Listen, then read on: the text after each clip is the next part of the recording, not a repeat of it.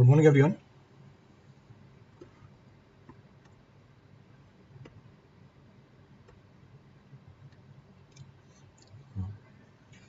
Is audio video clear for all? क्या audio video clear है सबके लिए?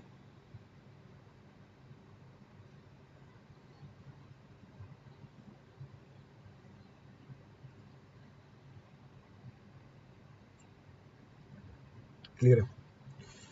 So audio video is clear for all. Clear.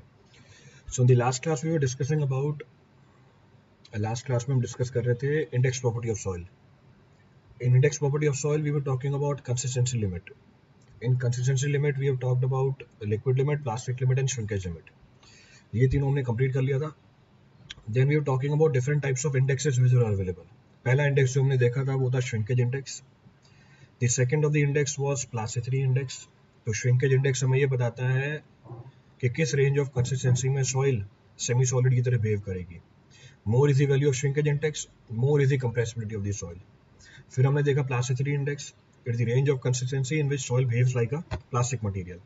Higher is the value of plasticity index, higher is the plasticity of soil. फिर हमने last index देखा था consistency index. Consistency index हमें बताता है behavior of the soil in field in its saturated state.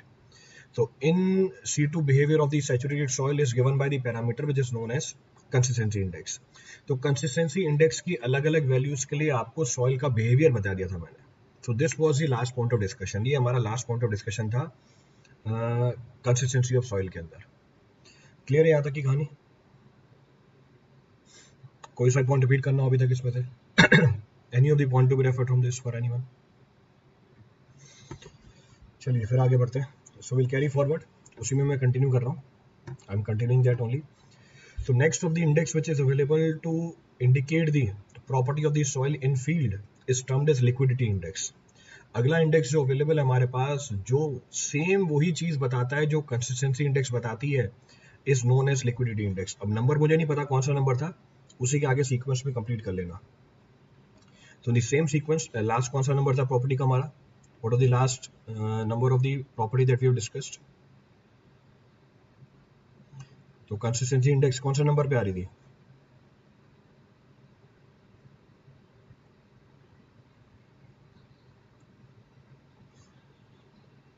Last property हमारी कौन सा नंबर पे थी?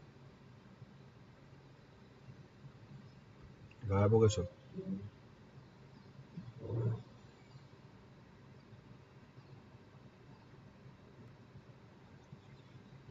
नंबर नहीं पता? मतलब नोट्स नहीं बना रहे हो? चलो ठीक है. So next of the property to be referred liquidity index. So next of the property to be referred is liquidity index. It is also termed as, इसको water plasticity ratio भी बोलते हैं. So also termed as water plasticity ratio.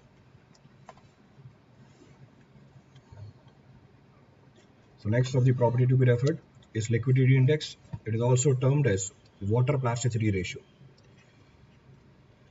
So it is also termed as water plasticity ratio. अब क्या significance है इसकी? What is the significance of this? The significance of liquidity index or water plasticity ratio is same as that of consistency index. ये same वही है जो consistency index हमें बताता है. अब consistency index क्या बता रहा था हमें? Consistency index was indicating the behavior of in situ fine grained saturated soil. Same is the case with liquidity index. ये भी हमें वही चीज बताता है. तो पहला पॉइंट तो सेम है, पहले पॉइंट में कोई डिफरेंस नहीं है. पहला पॉइंट क्या बोल सकते हैं? We can say that its significance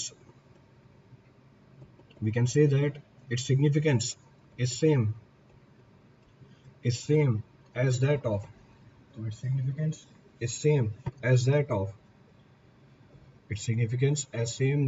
of consistency index, is same as that of consistency index. इसकी significance वही है जो सेम हमारे consistency index की होती है. So its significance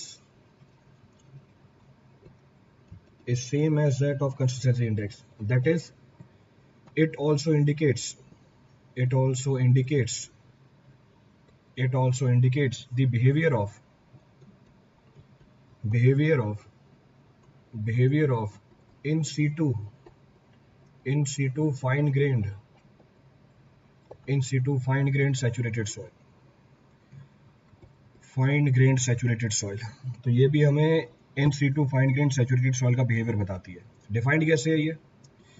it is defined as ratio of, so it is defined as ratio of, अब ये रेशियो किसका है? It is defined as ratio of difference of natural water content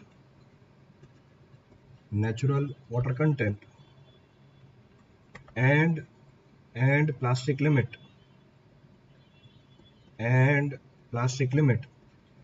to the consistency or to the plasticity index, तो क्या है हमारी liquidity index, what the ratio signifies, अब इसको समझने की कोशिश करते हैं।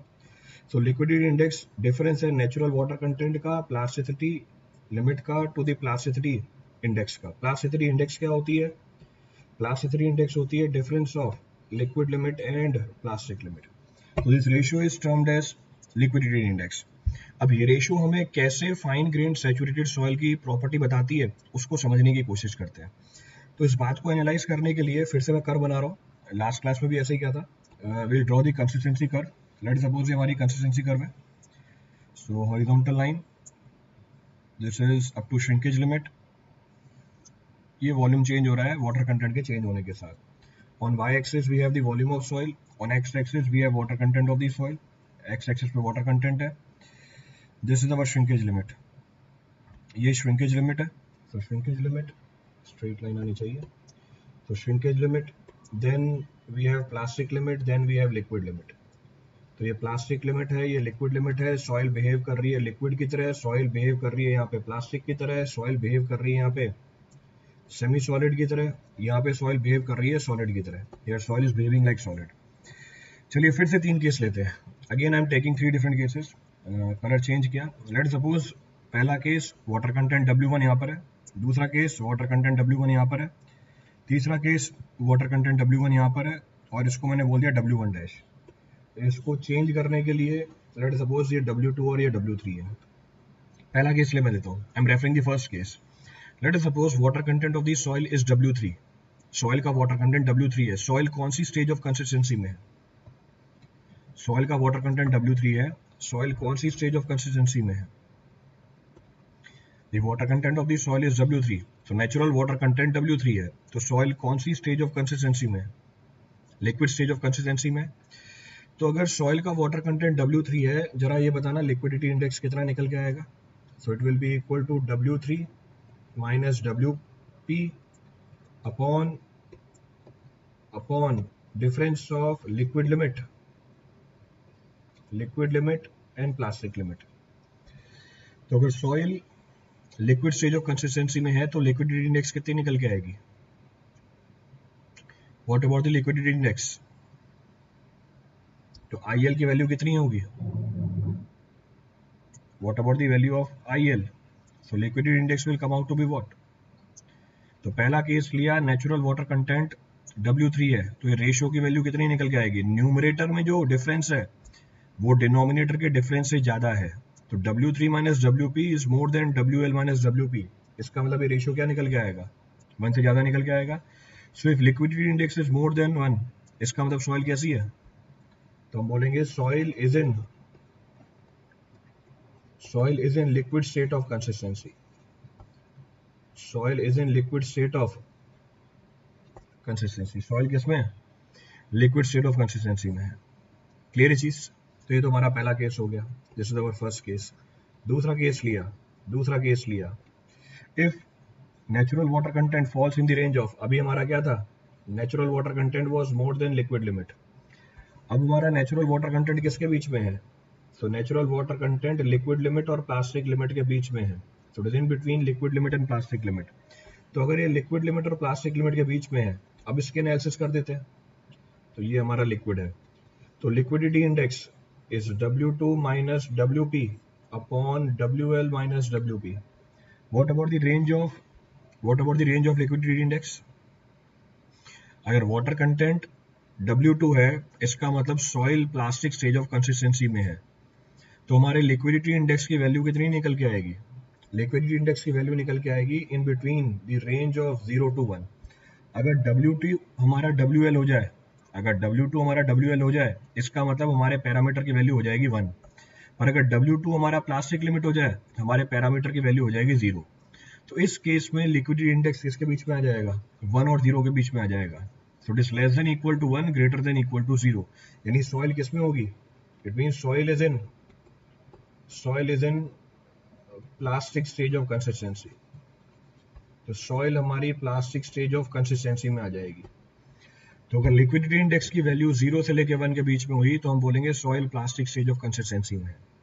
उसी तरीके से तीसरा केस लिया, on the same line we are taking the third case. तो तीसरा केस लिया, अब हमारा वाटर कंटेंट प्लास्टिक लिमिट से कम है, तो W1 और W1 dash is less then WP। तो W1 और W1 dash is less then WP। तो अगर इस बार मैं लिक्विडिटी इंडेक्स निकालूं, इस बार लिक्विडिटी इंडेक्स है W1 माइनस WP। सो W1 minus WP, W1 minus WP upon liquid limit minus plastic limit. इस केस में हमारे पैरामीटर की वैल्यू कितनी निकल के आ जाएगी? तो वाटर कंटेंट प्लास्टिक लिमिट से कम है, हमारे पैरामीटर की वैल्यू होगी negative. It will come out to be less than 0। तो अगर ये पैरामीटर 0 से कम है, if this parameter is less than 0, तो सॉइल किसके अंदर है? So we'll say soil is in solid और semi solid, soil is in semi solid state of consistency, state of consistency. तो सॉइल हमारी सॉलिड या semi solid state of consistency में है। तो इसका मतलब लिक्विडिटी इंडेक्स का भी वही सिग्निफिकेंस है जो कंसिस्टेंसी इंडेक्स का होता है। बस फर्क ये है कि यहाँ पर डिफरेंट वैल्यूज सेम प्रॉपर्टी बताती हैं। तो वहां पर प्रॉपर्टीज जो हमने इंडिकेट करी थी यही थी, पर उनको बताने के लिए कंसिस्टेंसी इंडेक्स की वैल्यू डिफरेंट थी। तो कहने का मतलब है, अगर वो सवाल में आपसे पूछे कि आप in situ fine grained saturated soil का बिहेवियर बताओ, आप किसको यूज करोगे? आप लिक्विडिटी इंडेक्स को भी यूज कर सकते हो, आप कंसिस्टेंसी इंडेक्स को भी यूज कर सकते हो, दोनों सेम चीजें ही हैं। तो दो अलग अलग स्केल हैं सेम प्रॉपर्टी को बताने के लिए। Both are two different scales to indicate the same property of the soil. अब कोई सा पॉइंट रिपीट करना हो इस पूरी कहानी में से, any of the point to be referred from this entire story.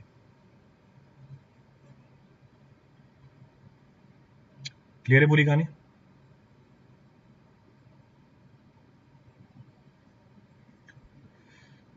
Repeat करना है इसमें से कुछ भी? यहां से कंक्लूजन और निकाला हमने। From here one more conclusion can be drawn. क्या?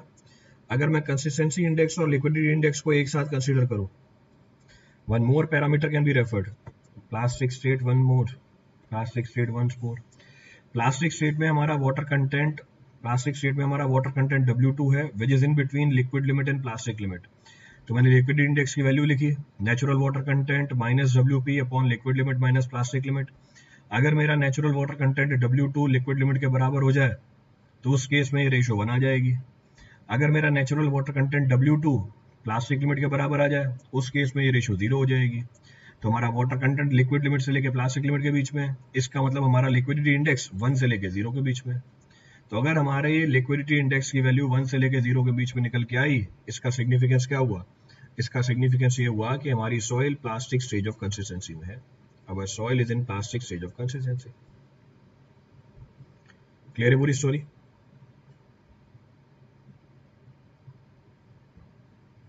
रिपीट करना है इस पहले कुछ? अब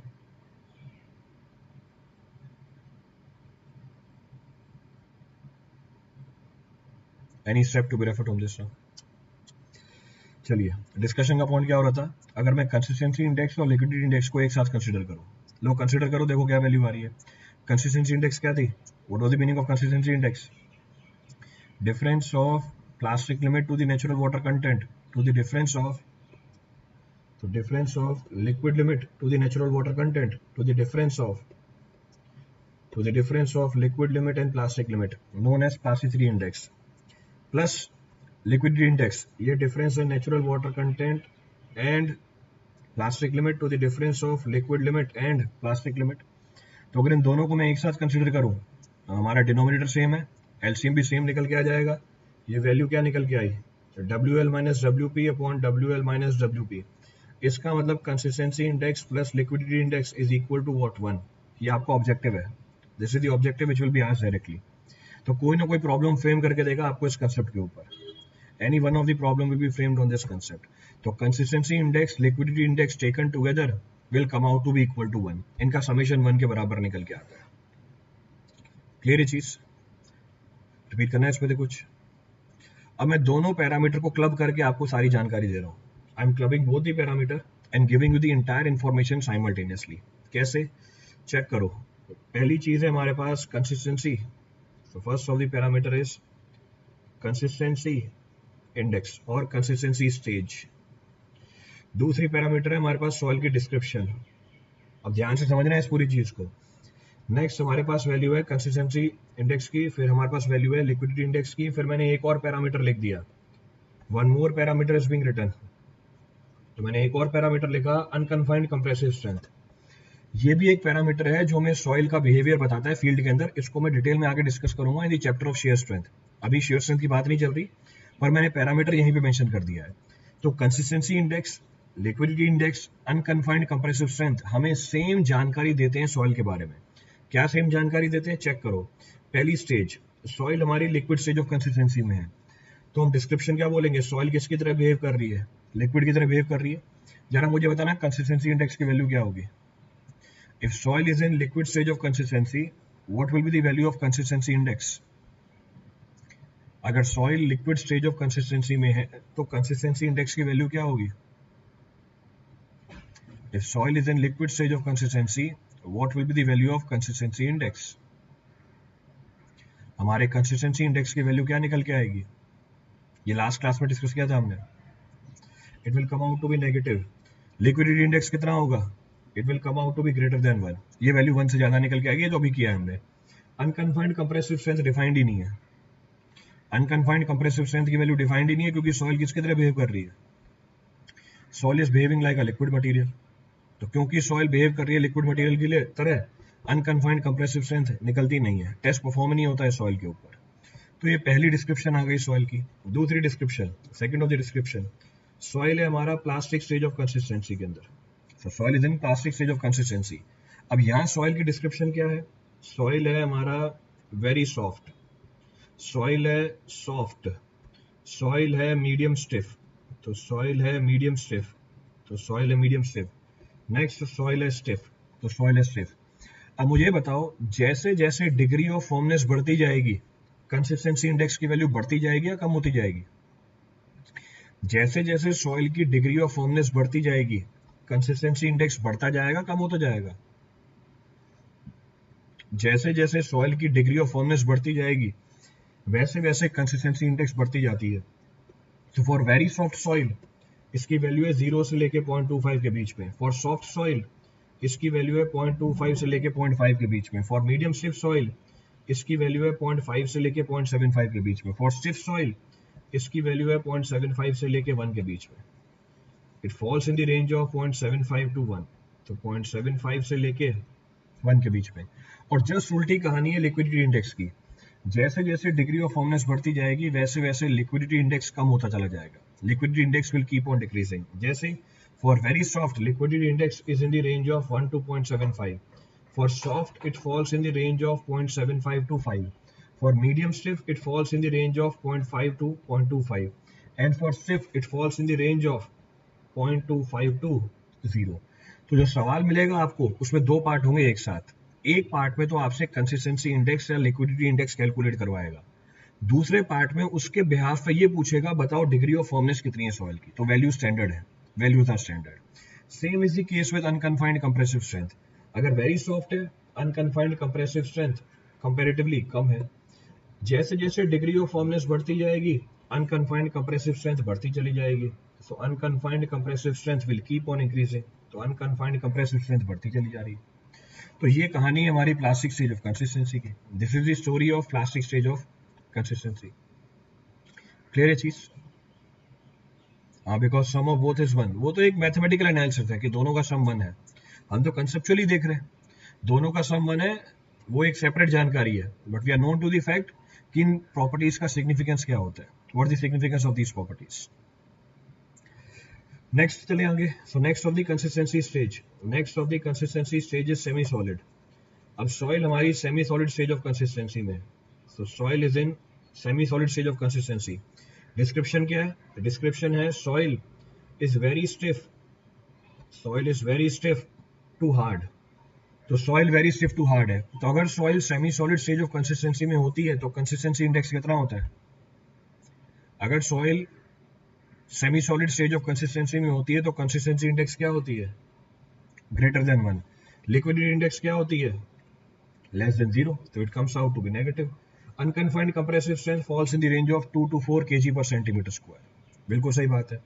अगर सॉइल हमारी सॉलिड स्टेज ऑफ कंसिस्टेंसी में है तो डिस्क्रिप्शन है इसका हार्ड टू वेरी हार्ड. तो description is hard to very hard. So hard to very hard. Consistency index यहाँ पे भी ग्रेटर देन 1. लिक्विडिटी इंडेक्स यहाँ पर भी नेगेटिव. यहाँ पे unconfined compressive strength will be more then 4. तो ये एक प्रॉब्लम है पूरा आपके लिए. This is one complete problem. Consistency index का सॉइल की डेंसिटी से कोई रिलेशनशिप नहीं है. कैसे निकालोगे डेंसिटी से रिलेशनशिप? वैल्यू थोड़ी निकल के आएगी कोई. Because density of the soil also depends upon the specific gravity.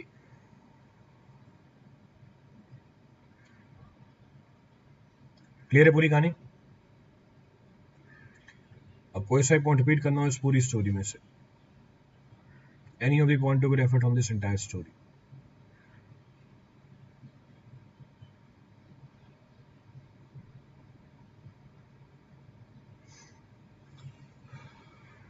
बढ़े आगे. यहाँ पे मैंने एक पैरामीटर लिख दिया था अनकन्फाइंड कंप्रेसिव स्ट्रेंथ. इसको मैं नोट करके डिफाइन कर देता हूँ. तो अनकन्फाइंड कंप्रेसिव स्ट्रेंथ का मतलब क्या होता है? तो अनकन्फाइंड कंप्रेसिव स्ट्रेंथ, अनकन्फाइंड नाम में लिखा हुआ है अनकन्फाइंड कंप्रेसिव स्ट्रेंथ. तो unconfined compressive strength of soil, unconfined compressive strength of soil is defined as load per unit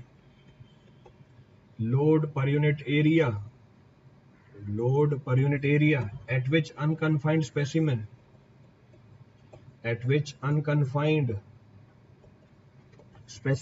of soil of standard dimension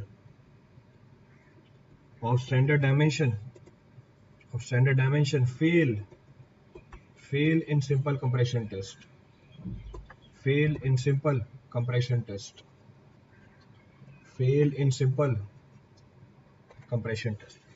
तो अनकन्फाइंड कंप्रेसिव स्ट्रेंथ क्या होता है? नाम में लिखा हुआ है अनकन्फाइंड कंप्रेसिव स्ट्रेंथ. सॉइल की वो स्ट्रेंथ है किसकी? अनकन्फाइंड स्पेसिमेन की, जिसमें हमारा स्टैंडर्ड डायमेंशन का सैंपल क्या कर जाए? फेल कर जाए सिंपल कंप्रेशन टेस्ट के अंदर. इसको हम क्या बोल देंगे? अनकन्फाइंड कंप्रेसिव स्ट्रेंथ बोल देंगे. अब इसको निकालते कैसे हैं? How to find it? इसके टेस्ट में क्या चीजें इन्वॉल्व है वो हम करेंगे शेयर स्ट्रेंथ ऑफ सॉइल के अंदर. That will discuss in the shear strength of the soil. अभी लेके आपको बेसिक जानकारी दे दी. For now basic information is given to you. तो हमने कौन कौन से इंडेक्स कर लिए अभी तक? We have talked about flow index, we have talked about shrinkage index, we have talked about plasticity index, we have talked about consistency index, we have talked about liquidity index. So there are different consistency indexes which are available with us. if का density से relationship है क्या? if का मतलब sir IC का density से relationship नहीं है, नहीं बता सकते डेंसिटी आप. Consistency index, late us suppose consistency index की वैल्यू 1 से ज्यादा है तो डेंसिटी कैसे बताओगे? किसी भी रेंज में आ सकती है ना. It can be in any range. वैसे ही अगर कंसिस्टेंसी इंडेक्स हमारी नेगेटिव है तो डेंसिटी कैसे बताओगे? किसी भी रेंज में आ सकती है. It can be in any range. तो एक पर्टिकुलर स्टेज ऑफ कंसिस्टेंसी में, यानी प्लास्टिक स्टेज ऑफ कंसिस्टेंसी में आपको कंसिस्टेंसी इंडेक्स डेंसिटी बता सकती है, पर वो वैलिड नहीं होगा पूरी रेंज के लिए. It will not be valid for the entire range. Clear? चलिए आगे बढ़ते हैं. स्टिफ का मतलब है डिग्री ऑफ फॉर्मनेस ज्यादा है. व्हेन वी से सॉइल इज स्टिफ, पूरी कहानी खत्म हो गई अब तो. It means degree of फॉर्मनेस is more. तो जो मटेरियल हार्ड होता है क्या वो डेंस होता है क्या? तो डेंसनेस अलग प्रॉपर्टी है, स्टिफनेस अलग प्रॉपर्टी है. तो both are two different properties. इसका मतलब स्ट्रेंथ ज्यादा निकल के आएगी. तो अगर स्टिफनेस ज्यादा है it means strength is more. Strength किससे ज्यादा है? इससे पहले वाली कंसिस्टेंसी से. तो अगर आपने स्टिफ बोला, इसका मतलब स्टिफ सॉइल की स्ट्रेंथ सॉफ्ट सॉइल से ज्यादा निकल के आ जाएगी, it will come out to be more than that. तो उसमें डेंसनेस कहां से निकल के आई? चलिए, next of the point of reference, next of the point of reference is, फिर से नंबर नहीं पता इसका। Next of the consistency index is toughness index. Next of the consistency index is toughness index. तो आई हम यूज कर रहे हैं इंडेक्स के लिए, टी हम यूज कर रहे हैं टफनेस के लिए। अब टफनेस इंडेक्स क्या बताता है? What is the significance of toughness index? It represents toughness index, it represents the shear strength of the soil. It represents the shear strength of the soil at its plastic limit. ये हमें shear strength बताते हैं soil की plastic limit पे। बाकी consistency index थे वो हमारे को शेयर स्ट्रेंथ बता रहे थे इन जनरल। तो बाकी जो हमारे कंसिस्टेंसी इंडेक्सेस थे वो हमें शेयर स्ट्रेंथ बता रहे थे इन जनरल। टफनेस इंडेक्स क्या बताता है? टफनेस इंडेक्स हमें सॉइल की शेयर स्ट्रेंथ बताता है स्पेसिफिकली प्लास्टिक लिमिट पे, कि प्लास्टिक लिमिट पे सॉइल की शेयर स्ट्रेंथ का मैग्नीट्यूड क्या होगा, it will be comparatively more और लेस। डिफाइंड कैसे है ये? How it is being defined? इसको डिफाइन कर सकते हैं, it is defined as the ratio of, तो इसको हमने डिफाइन किया है as ratio of, it is defined as ratio of plasticity index to flow index. ये रेशियो है plasticity index to the flow index का। तो टफनेस इंडेक्स रेशियो है plasticity index to the flow index की। जानकारी क्या देता है? जानकारी देता है हमें सॉइल की शेयर स्ट्रेंथ की एट प्लास्टिक लिमिट। कैसे? इसको भी समझ सकते हैं। फ्लो इंडेक्स हमें क्या बताता है? What is the significance of flow index? Flow index हमें किसकी जानकारी निकाल के देता है? फ्लो इंडेक्स हमें जानकारी निकाल के देता है rate of loss of shear strength with increase in water content. या आप ये भी बोल सकते हो flow index is inversely proportional to shear strength. तो अगर शेयर स्ट्रेंथ की वैल्यू कम होगी, फ्लो इंडेक्स की वैल्यू ज्यादा निकल के आएगी। और अगर फ्लो इंडेक्स की वैल्यू ज्यादा निकल के आएगी, हमारा जो टफनेस इंडेक्स है वो भी क्या निकल के आएगा? Our toughness index will also come out to be comparatively less. पर कहां पर हमारे प्लास्टिक लिमिट पर। और प्लास्टिक लिमिट की सिग्निफिकेंस कौन बता रही है? प्लास्टिसिटी इंडेक्स बता रही है। तो significance of the plastic limit is given by the plasticity index. तो अगर मैं प्लास्टिसिटी इंडेक्स की बात करूं, ये डिफरेंस है किसका? लिक्विड लिमिट और प्लास्टिक लिमिट का। मैंने लिक्विड लिमिट को रखा कांस्टेंट, मुझे कमेंट करना है प्लास्टिक लिमिट के ऊपर। तो अगर मैंने लिक्विड लिमिट को कांस्टेंट रखा और प्लास्टिसिटी इंडेक्स को बढ़ाता गया, अगर मैं लिक्विड लिमिट को कांस्टेंट रख रहा हूं और प्लास्टिसिटी इंडेक्स को बढ़ाता जा रहा हूं, इसका मतलब प्लास्टिक लिमिट की वैल्यू क्या होती जा रही है? कम होती जा रही है। The value of the plastic limit is reducing. इसका मतलब ये हुआ कि टफनेस इंडेक्स मुझे सॉइल की शेयर स्ट्रेंथ बता देगा कहां पर? प्लास्टिक लिमिट पर आके। क्लियर है चीज? तो ये पैरामीटर हमें बताता है सॉइल की शेयर स्ट्रेंथ कितनी मिलेगी प्लास्टिक लिमिट पे। अब इसकी रेंज कितनी होती है? ये जो टफनेस इंडेक्स होता है, ये टफनेस इंडेक्स वेरी करता है generally, it varies generally in the range of 0 to 3। तो इन जनरल टफनेस इंडेक्स की रेंज होती है 0 से लेके 3 के बीच में। और अगर if toughness index is less than 1, you can say soil is easily friable। अब डायरेक्टली ऑब्जेक्टिव मिलेगा आपको, ये फ्राइएबल मतलब crushed. Soil is easily friable at plastic limit. सॉइल आसानी से क्रश हो जाएगी प्लास्टिक लिमिट पे। Easily friable at plastic limit. तो अगर हमारे टफनेस इंडेक्स की वैल्यू 1 से कम निकल के आ रही है, टफनेस इंडेक्स की वैल्यू कम है यानी फ्लो इंडेक्स की वैल्यू ज्यादा है। फ्लो इंडेक्स की वैल्यू ज्यादा है, इसका मतलब सॉइल का शेयर स्ट्रेंथ क्या है? कंपैरेटिवली कम है। इसका मतलब प्लास्टिक लिमिट में सॉइल आसानी से क्रश हो जाएगी। और प्लास्टिक लिमिट हम डिफाइन कैसे करते हैं? वो मिनिमम वाटर कंटेंट जिसमें सॉइल का जो 3 mm के डायमीटर का थ्रेड है वो क्रम्बल करने लग जाए। तो इसका मतलब वो आसानी से क्रम्बल कर जाएगा। इसका मतलब उसकी जो शेयर स्ट्रेंथ होगी प्लास्टिक लिमिट पे कंपैरेटिवली बहुत कम निकल के आएगी। तो ये सिग्निफिकेंस होती है हमारी टफनेस इंडेक्स की। This is the significance of toughness index.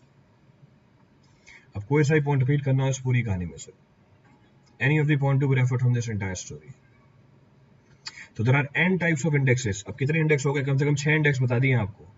कौन कौन से इंडेक्स हो गए? फ्लो इंडेक्स हो गया, देन श्रिंकेज इंडेक्स हो गई, देन कंसिस्टेंसी इंडेक्स हो गई, देन लिक्विडिटी इंडेक्स हो गई, then we have talked about toughness index, we have talked about flow index. There are 6 types of indexes which are available. और ये सारे इंडेक्स कोई ना कोई जानकारी देते हैं हमारी सॉइल के बारे में।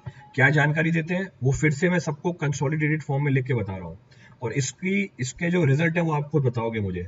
जैसे पहला, जैसे पहला, अगर मुझे ये प्रॉपर्टी लिख रहा हूं, प्रॉपर्टी यहां पर मैं लिख रहा हूं इंडेक्स या पैरामीटर, इंडेक्स या पैरामीटर। अगर मुझे सॉइल की कंप्रेसिबिलिटी, अगर मुझे सॉइल की कंप्रेसिबिलिटी या वॉल्यूम चेंज चेक करना हो, या वॉल्यूम चेंज चेक करना हो, मैं कौन कौन से इंडेक्स या पैरामीटर की मदद लूंगा? अगर मुझे सॉइल की कंप्रेसिबिलिटी या वॉल्यूम चेंज को समझना हो, मैं कौन कौन से पैरामीटर को रेफर कर सकता हूं? I can refer which parameter? तो which of the parameter will be talked about? हम कौन से पैरामीटर की बात करेंगे? लिक्विड लिमिट, श्रिंकेज लिमिट, बिल्कुल सही बात है। Liquid limit, shrinkage limit and shrinkage index. एक और इंडेक्स भी तो है हमारे पास। तो हम लिक्विड लिमिट, श्रिंकेज लिमिट और श्रिंकेज इंडेक्स को एनालाइज करेंगे। लिक्विड लिमिट की वैल्यू ज्यादा, वॉल्यूम चेंज ज्यादा। श्रिंकेज लिमिट की वैल्यू कम, वॉल्यूम चेंज ज्यादा। श्रिंकेज इंडेक्स ज्यादा, वॉल्यूम चेंज ज्यादा। तो अगर आपसे सवाल पूछे वॉल्यूम चेंज के बारे में, आप किन पैरामीटर्स को देखोगे? लिक्विड लिमिट को देखोगे या श्रिंकेज लिमिट को देखोगे या श्रिंकेज इंडेक्स को देखोगे? क्लियर है चीज? रिपीट करना है इस पर कुछ भी? Any point to be referred on this for anyone?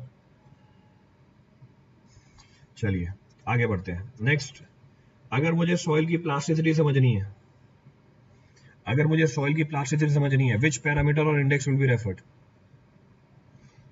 अगर मुझे सॉइल की प्लास्टिसिटी को समझना है, मैं कौन से पैरामीटर को रेफर करूंगा? If I have to understand the plasticity of the soil, which parameter will be referred? I'll refer plastic limit and plasticity index. हम रेफर करेंगे प्लास्टिसिटी इंडेक्स को या प्लास्टिक लिमिट को। क्लियर है पूरी कहानी? रिपीट करना है इस पहले कुछ भी? चलिए आगे बढ़ते हैं। Next of the point of reference, अगर मुझे एनालाइज करना है, अगर मुझे एनालाइज करना है rate of loss of shear strength, अगर मुझे एनालाइज करना है rate of loss of shear strength, तो rate of loss of shear strength कौन बताएगा? अगर मुझे एनालाइज करना है rate of loss of shear strength, it will be indicated by whom? It will be indicated by flow index. इसकी जानकारी हमें फ्लो इंडेक्स निकाल के देगी। It is information will be given by the flow index. Clear है चीज? Next, हमें refer करना है इन सीटू बिहेवियर ऑफ, हमें रेफर करना है in situ behaviour of fine grain soil. In situ behaviour of fine grain soil कौन बताएगा ये हमें? हमें रेफर करना है in situ behaviour of fine grain soil, कौन बताएगा ये हमें? ये हमें बताएगा कंसिस्टेंसी इंडेक्स या लिक्विडिटी इंडेक्स, जिसको हम वाटर प्लास्टिसिटी रेशियो भी बोलते हैं, which is also termed as water plasticity ratio. Clear चीज? रिपीट करना है इसमें तो कुछ भी? Any of the point to be referred on this up till now? Next हमें रेफर करना है, हमें रेफर करना है शेयर स्ट्रेंथ, हमें रेफर करना है share strength of soil at plastic limit. हमें शेयर स्ट्रेंथ निकालनी है सॉइल की प्लास्टिक लिमिट पे, कौन बताएगा? हमें सॉइल की शेयर स्ट्रेंथ निकालनी है प्लास्टिक लिमिट पे, कौन बताएगा? ये हमें बताएगा toughness index. So it is given by the toughness index of the soil. So it's indicated by the toughness index of the soil. Clear है? अब यही सवाल होते हैं सारे वहां पे। These are the different problems which are being asked. तो ऑब्जेक्टिव मिलेंगे आपको इसके ऊपर। मैंने सबको जोड़ के एक टेबल बना के दे दिया आपको कि एक सवाल को अटेम्प्ट करने के लिए आपको ये डायरेक्टली कंसोलिडेटेड फॉर्म में डाटा अवेलेबल। क्लियर है पूरी कहानी? रिपीट करना है कोई पॉइंट इसमें से? Any of the point to be referred on this now? कोई सा पॉइंट रिपीट करना हो?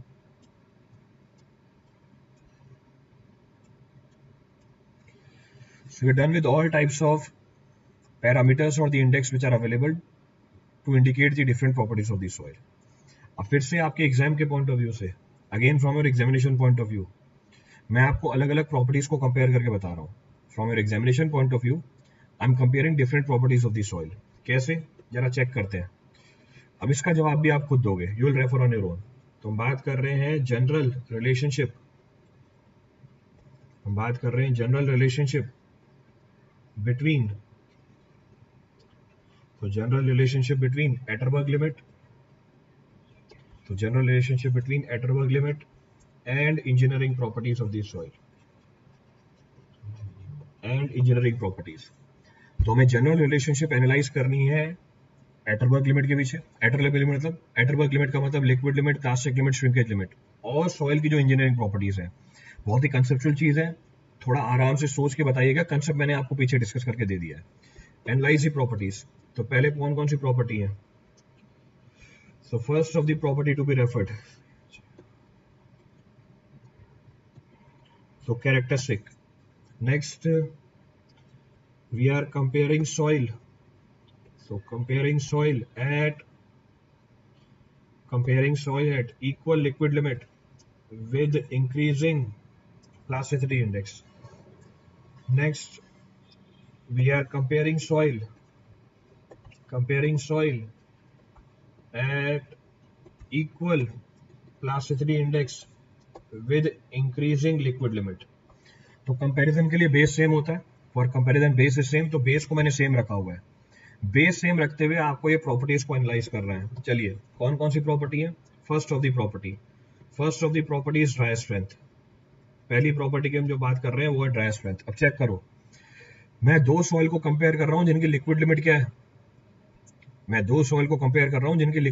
है, सेम है, पर आईपी की वैल्यू बढ़ती जा रही है। अगर मैं दो सॉइल को कंपेयर कर रहा हूं जिनकी लिक्विड लिमिट सेम है, आईपी की वैल्यू बढ़ती जा रही है। Comment upon plastic limit, comment upon plastic limit, comment upon plastic limit. Plastic limit कम होगी तो प्लास्टिक लिमिट कम होती जा रही है। अगर प्लास्टिक लिमिट कम होती जा रही है, comment upon dry strength. Plastic limit कम होने का मतलब वाटर कंटेंट कम होता जा रहा है, तो comment upon dry strength. Dry strength decrease होती जाएगी। अच्छा, मतलब जैसे जैसे वाटर कंटेंट कम होता जा रहा है, ड्राई स्ट्रेंथ कम होती जा रही है। तो as the water content is reducing, dry strength is reducing. मतलब यही चीज सीखी हो अभी तक। तो जैसे जैसे वाटर कंटेंट बढ़ रहा है, स्ट्रेंथ बढ़ती चली जाएगी, और जैसे जैसे कम होगा, ड्राई स्ट्रेंथ कम होती चली जाएगी। WP कम होने का मतलब है सॉइल के अंदर वाटर कंटेंट की वैल्यू कम होती जा रही है, हम सॉलिड और सेमी सॉलिड स्टेज की तरफ बढ़ते जा रहे हैं। इसका मतलब आपको ड्राई स्ट्रेंथ की वैल्यू ज्यादा मिलेगी। तो जैसे जैसे आईपी बढ़ता जाएगा इस कंडीशन के अंदर, आपकी ड्राई स्ट्रेंथ बढ़ती चली जाएगी, it will keep on increasing. Clear है चीज? उसी तरीके से comparing soil at equal plasticity index. अब मैं सॉइल को कंपेयर कर रहा हूं, दो सैंपल है सॉइल के, दोनों का आईपी सेम है, मैं लिक्विड लिमिट बढ़ाता जा रहा हूं, I M increasing the liquid limit of the soil. What about the dry strength? WP क्या करती जाएगी यहाँ पे? अगर आईपी की वैल्यू कांस्टेंट रखी इस बार मैंने और लिक्विड लिमिट बढ़ा रहा हूं, what about plastic limit? What about plastic limit? ये भी इंक्रीज करती चली जाएगी। अगर प्लास्टिक लिमिट बढ़ती जा रही है, लिक्विड लिमिट बढ़ती जा रही है, इसका मतलब वाटर कंटेंट बढ़ता जा रहा है, ड्राई स्ट्रेंथ की वैल्यू क्या होती जाएगी सॉइल की? कम होती चली जाएगी। Dry strength will keep on decreasing. Clear है चीज? दोनों में से कोई सा पॉइंट रिपीट करना हो, any point to be refer from either of the case, any of the point which is to be repeated in this. Clear है पूरी कहानी? चलिए आगे बढ़ते हैं। Next of the point of reference is toughness near plastic limit. So now we are referring about toughness near plastic limit. So toughness near plastic limit is to be referred.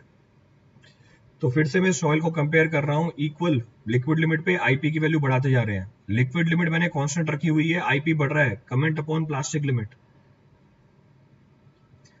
हमने liquid limit constant रखी, IP की value बढ़ाते जा रहे हैं, comment upon plastic limit.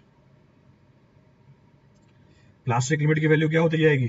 Decrease करती चली जाएगी। तो प्लास्टिक लिमिट डिक्रीज करती जा रही है, comment upon toughness near plastic limit, comment upon toughness near plastic limit, comment upon toughness near plastic limit. Water content कम होता जा रहा है, टफनेस की वैल्यू पे क्या फर्क पड़ेगा? It will increase. तो वाटर कंटेंट की वैल्यू कम होती जा रही है, टफनेस की वैल्यू बढ़ती चली जाएगी। उसी तरीके से अब मैं कंपेयर कर रहा हूं सॉइल को, आई am comparing the soil at equal plasticity index. दो सॉइल के सैंपल है, दोनों की आईपी सेम है, लिक्विड लिमिट बढ़ाते जा रहे हैं, लिक्विड लिमिट बढ़ाते जा रहे हैं मतलब प्लास्टिक लिमिट भी बढ़ती जा रही है। इसका मतलब सॉइल का वाटर कंटेंट बढ़ता जा रहा है, सॉइल का वाटर कंटेंट बढ़ाते जा रहे हैं। If I am increasing the water content of the soil, comment upon the toughness near plastic limit. तो WP बढ़ता चला जा रहा है, यानी वाटर कंटेंट बढ़ती जा रही है, उसकी टफनेस क्या होती जाएगी, कम होती चली जाएगी, इट्स टफनेस विल डिक्रीज। कोई सा पॉइंट रिपीट करना उसमें से, any of the point to be referred on this?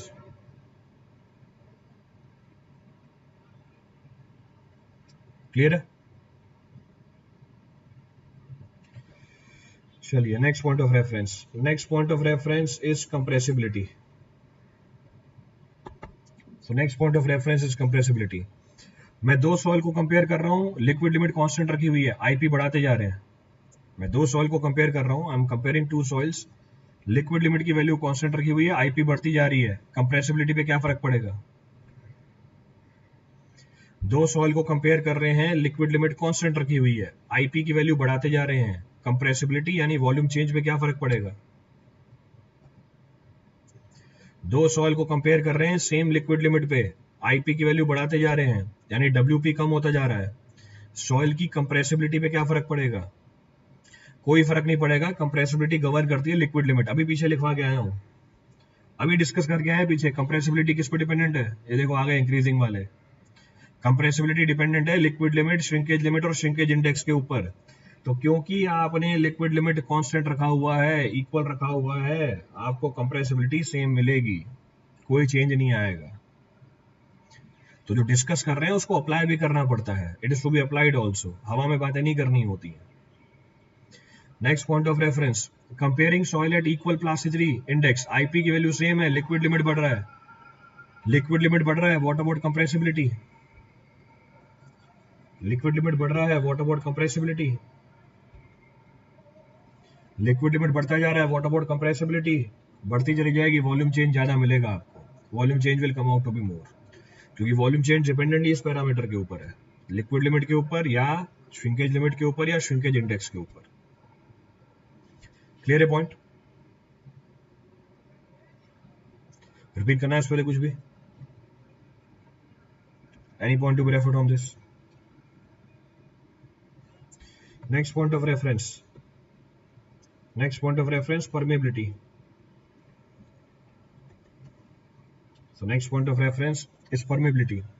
चलिए फिर से एनालाइज करते हैं। हम दो सॉइल को कंपेयर कर रहे हैं, लिक्विड लिमिट सेम रखी हुई है, आईपी की वैल्यू बढ़ा रहे हैं, तो प्लास्टिक लिमिट क्या होती जाएगी? मैंने लिक्विड लिमिट सेम रखी, प्लास्टिसिटी इंडेक्स को बढ़ाता गया, तो हमारे लिक्विड लिमिट की वैल्यू कांस्टेंट है, प्लास्टिसिटी इंडेक्स बढ़ रहा है, प्लास्टिसिटी इंडेक्स पे क्या फर्क पड़ेगा ये बताना है हमें। सो इट विल डिक्रीज, तो प्लास्टिक लिमिट डिक्रीज करेगी। अगर प्लास्टिक लिमिट डिक्रीज कर रही है, अगर प्लास्टिक लिमिट डिक्रीज कर रही है, comment upon the permeability of the soil. अगर प्लास्टिक लिमिट डिक्रीज कर रही है, comment upon the permeability of the soil. क्यों कम होगी परमिबिलिटी? परमिबिलिटी क्यों कम होती जाएगी? Why the permeability will decrease? Why the permeability will decrease? तो बिल्कुल डिक्रीज करेगी, बात सही है। डिग्री ऑफ फॉर्मनेस क्या करती जा रही है? प्लास्टिक लिमिट के कम होने से डिग्री ऑफ फॉर्मनेस क्या करती जा रही है? बढ़ती जा रही है, स्टिफनेस बढ़ती जा रही है, स्टिफनेस बढ़ती जा रही है, परमिबिलिटी क्या होती जाएगी? कम होती जाएगी, permeability will keep on decreasing. उसी तरीके से अगर मैं सॉइल को कंपेयर करूं सेम प्लास्टिसिटी इंडेक्स पे, अगर मैं सॉइल को कंपेयर करूं सेम प्लास्टिसिटी इंडेक्स पे और लिक्विड लिमिट बढ़ाता जाऊं, लिक्विड लिमिट बढ़ता जा रहा है, प्लास्टिक लिमिट बढ़ती जा रही है, डिग्री ऑफ फॉर्मनेस कम होती जा रही है, डिग्री ऑफ फॉर्मनेस कम होती जा रही है, इसका मतलब वॉइड्स के अंदर पानी आता जा रहा है, वॉइड्स के अंदर पानी आता जा रहा है, इसका मतलब परमिबिलिटी क्या करती जाएगी? बढ़ती चली जाएगी, permeability will keep on increasing. तो आसानी से फ्लो करेगा हमारा पानी, easily it will flow through the voids of the soil, तो परमिबिलिटी विल इंक्रीज। तो ये भी एक प्रॉपर्टी है जो हम एनालाइज कर सकते हैं, this is also one of the property which can be analysed. Next है rate of volume change, rate of volume change. अब फिर से ध्यान से एनालाइज करना, किस रेट से वॉल्यूम चेंज हो रहा है, किस रेट से वॉल्यूम चेंज हो रहा है? लिक्विड लिमिट की वैल्यू सेम है, आईपी की वैल्यू बढ़ती जा रही है, लिक्विड लिमिट की वैल्यू सेम है, आईपी की वैल्यू बढ़ती जा रही है, डब्ल्यूपी क्या होता जाएगा? डब्ल्यूपी क्या होता जाएगा? डब्ल्यूपी की वैल्यू क्या होती जाएगी? What about the value of WP? WP की वैल्यू कम होती चली जाएगी, तो रेट ऑफ वॉल्यूम चेंज क्या होगा? ये स्लोप है हमारे कर्व की, मतलब सारी चीजें इतनी कॉमन है, खुद बता सकते हैं हम। ये लो बना ली कर्व मैंने, you can refer this also, इसको रेफर कर लो। तो केस क्या है हमारा? केस है लिक्विड लिमिट सेम है, आईपी की वैल्यू बढ़ती जा रही है, लिक्विड लिमिट सेम है, जरा चेक करना आप, लिक्विड लिमिट सेम है, आईपी की वैल्यू बढ़ती चली जा रही है। ये हमारा कर्व है, ये लिक्विड लिमिट है, लिक्विड लिमिट की वैल्यू सेम रखी हुई है आपने, ये चेंज नहीं हो रही, liquid limit is not changing. अगर लिक्विड लिमिट चेंज नहीं हो रहा तो इसके करस्पॉन्डिंग जो वॉल्यूम है वो भी चेंज नहीं हो रहा। ये हमारी प्लास्टिक लिमिट है, this is our plastic limit, this is our shrinkage limit, ये हमारी प्लास्टिक लिमिट है। पर प्लास्टिक लिमिट की वैल्यू चेंज होती जा रही है, प्लास्टिक लिमिट की वैल्यू कम होती जा रही है, प्लास्टिक लिमिट की वैल्यू कम करते जाओ। तो मैं प्लास्टिक लिमिट की वैल्यू रिड्यूस करता जा रहा हूँ, I M reducing the value of plastic limit. अब जैसे जैसे मैं प्लास्टिक लिमिट रिड्यूस करता जा रहा हूँ, जैसे ये WP1 है, ये WP2 है, ये WP3 है, तो जैसे जैसे प्लास्टिक लिमिट कम होती जा रही है, लिक्विड लिमिट कांस्टेंट है, हमारे कर्व की स्लोप पे क्या फर्क पड़ेगा उसकी एनालिसिस करनी है आपको। What the change in the slope of our curve, that is to be analysed. तो कर्व की स्लोप में क्या चेंज आएगा उसकी एनालिसिस करनी है मुझे। तो change in the slope of the curve is to be referred. तो जैसे जैसे WP की वैल्यू बढ़ती चली जा रही है, प्लास्टिक लिमिट बढ़ता चला जा रहा है, रेट ऑफ वॉल्यूम चेंज में क्या फर्क पड़ेगा? डिक्रीज करता जाएगा, क्योंकि वाटर कंटेंट कम हो रहा है। सॉइल किसकी तरफ अप्रोच कर रही है? सॉइल किसकी तरफ अप्रोच कर रही है? Soil is approaching towards what? Soil is approaching towards solid और semi solid stage of consistency. Soil approach करती जा रही है किसकी तरफ? सॉलिड और semi solid stage of consistency की तरफ अप्रोच करती हुई जा रही है। क्लियर है पूरी कहानी? तो इसका मतलब रेट ऑफ वॉल्यूम चेंज क्या होता जाएगा? रेट ऑफ वॉल्यूम चेंज कम होता चला जाएगा, rate of volume change will keep on decreasing. Clear है पूरी कहानी? नेक्स्ट पॉइंट ऑफ रेफरेंस, अब मैं कंपेयर कर रहा हूं सॉइल को इक्वल आईपी पे, प्लास्टिसिटी इंडेक्स की वैल्यू सेम है, पर लिक्विड लिमिट बढ़ता जा रहा है। लिक्विड लिमिट बढ़ता जा रहा है मतलब प्लास्टिक लिमिट भी बढ़ती जा रही है, लिक्विड लिमिट बढ़ रहा है, प्लास्टिक लिमिट बढ़ रहा है, rate of volume change, rate of volume change will keep on increasing, volume change की रेट बढ़ती चली जाएगी। तो जितनी भी प्रॉपर्टीज है हम सॉइल की कंपेयर कर सकते हैं, keeping one of the parameter to be constant and one of the parameter to be variable. अब कोई ना कोई एक सवाल पूछेगा आपको इसमें से, any one problem will be asked from this entire analysis. कोई सा भी केस रिपीट करना हो उसमें से, अब any of the case to be repeated from this for anyone?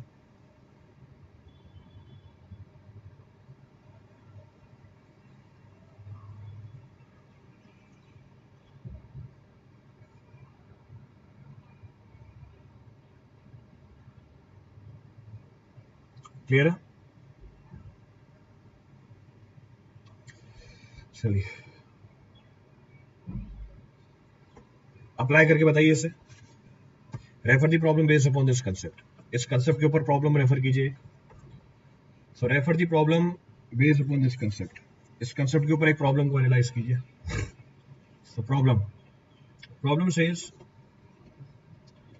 To soil were tested, two soil were tested, two soil were tested, two soil were tested for their two soil were tested for their consistency, for their consistency limit, for their consistency limit, and following data was observed, and following data was observed, अब क्या क्या data मिला था हमें? So number of blows, then water content, number of blows, water content, ये soil A के लिए है। Next is for soil B, so for soil A, soil B, so soil A, soil B, so number of blows, water content, number of blows, and water content. So 8, 20, 30, 45. This is 5, 15, 30, 40. Water content 43, water content 39, water content 37, water content 35. Water content 65, water content 61, water content 59, water content 58, water content 58. Then liquid limit is 25%. Liquid limit की value आपको calculate करनी है, data तो दे दिया मैंने आपको, data is given to you. Plastic limit की वैल्यू दे देता हूँ, तो प्लास्टिक लिमिट इज 25%, यहाँ पे प्लास्टिक लिमिट है 30%। So this information is also given to you. तो प्लास्टिक लिमिट की वैल्यू दोनों के लिए आपको जानकारी दे दी। नेक्स्ट क्या बोल रहा है? नेक्स्ट बोल रहा है the natural moisture content, the natural moisture content of soil A and B were given as above,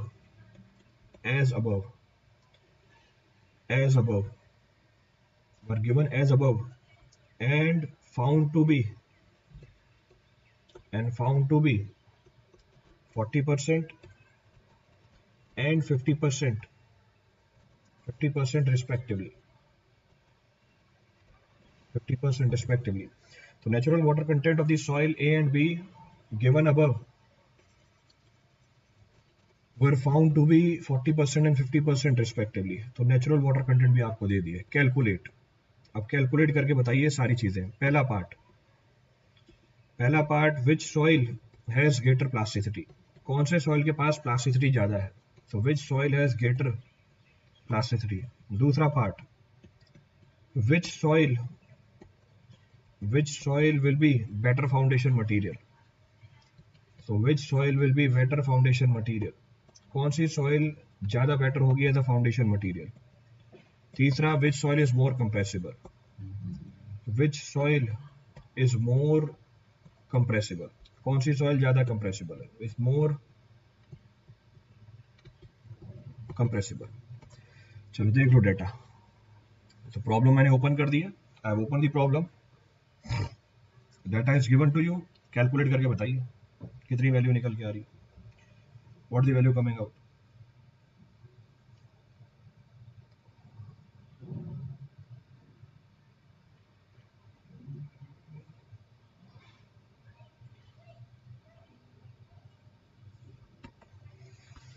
so data is given to you, simplify and analyse करके बताइए। तो जितनी भी चीजें बताई हैं पीछे उन सबको अप्लाई कीजिए, whatever concept we have discussed, apply that concept.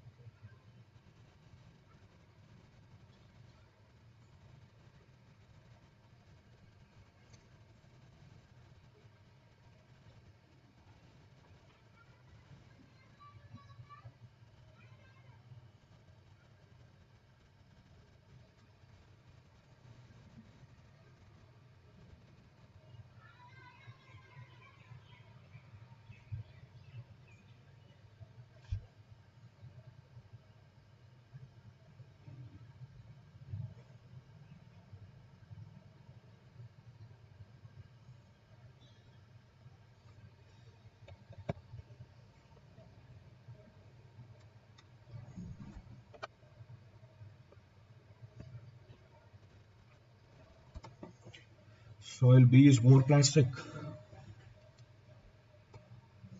पहले तो जो डाटा आपको दे रखा है, whatever data is given to you, उस डाटा की मदद से क्या निकालना पड़ेगा। पहले तो जो डाटा आपको दिया हुआ है उस डाटा की मदद से क्या कैलकुलेट करना पड़ेगा हमें, उस डाटा की मदद से आपको कैलकुलेट करनी पड़ेगी लिक्विड लिमिट।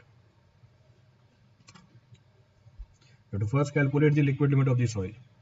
तो मेरे को दोनों सॉइल की लिक्विड लिमिट निकाल के बताओ, Give the liquid limit of both the soils.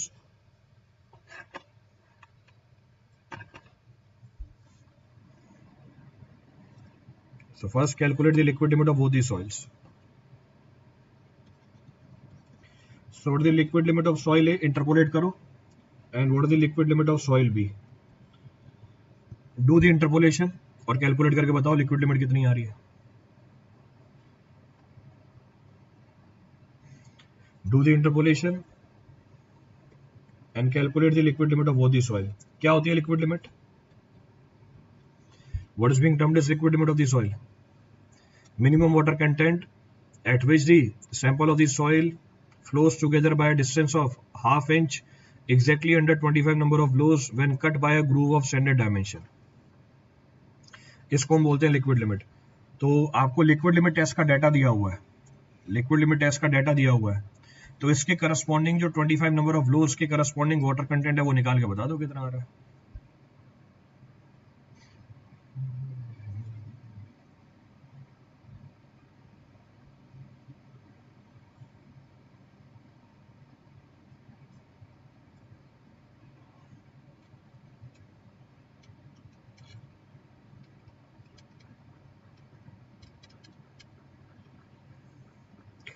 Liquid limit of soil ए कितनी आ रही है?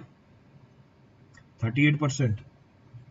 38% सबका यही आ रहा है. एक बार क्रॉस वेरीफाई कर लेना. लिक्विड लिमिट सॉइल ए का 38%, सॉइल बी का कितना है? इंटरपोलेट करके निकालो. Do the interpolation and calculate. दो लोगों का आ गया 38. सही है, फिर 38 ही 38.6. दूसरी का कितना है? 60. तो दूसरी सॉइल का है 60%, तो सॉइल बी का है 60%. ये तो हमारी क्या निकल के आ गई? ये तो हमारी क्या निकल के आ गई? लिक्विड लिमिट निकल के आ गई. अब जैसे ही लिक्विड लिमिट निकल के आ गई, क्या कैलकुलेट कर सकते हैं? अगर मुझे प्लास्टिसिटी बतानी है सॉइल की, if I have to report the plasticity of the soil, क्या कैलकुलेट करेंगे? Plasticity index. Plasticity index is difference of liquid limit and plastic limit. पहली वाली सॉइल का लिक्विड लिमिट कितना है? पहली वाली सॉइल का लिक्विड लिमिट है 38%. तो पहली वाली सॉइल का लिक्विड लिमिट है 30%. प्लास्टिक लिमिट कितनी है? प्लास्टिक लिमिट है 25%. वैल्यू कितनी निकल के आ रही है? वैल्यू आ रही है 13%. दूसरी वाली सॉइल की plasticity index, liquid limit minus plastic limit. Liquid limit कितनी है? 60. प्लास्टिक लिमिट कितनी दे रखी है आपको? 30%. प्लास्टिक लिमिट दे रखी है 30%. तो coming out to be how much? 30%. अब क्योंकि प्लास्टिसिटी इंडेक्स सॉइल बी की ज्यादा है सॉइल ए से, तो हम क्या बोलेंगे? We'll say soil B is more plastic. So we'll say soil B is more plastic. तो soil B ज्यादा प्लास्टिक है soil A से.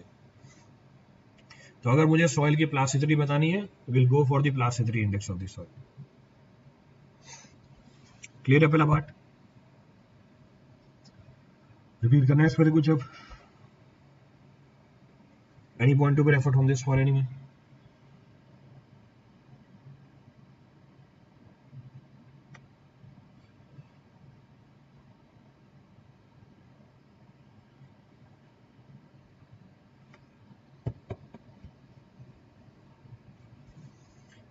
क्लियर चीज. नेक्स्ट पार्ट में क्या पूछा? विच soil is better foundation material. तो कौन सी सॉइल बेटर फाउंडेशन मटेरियल है?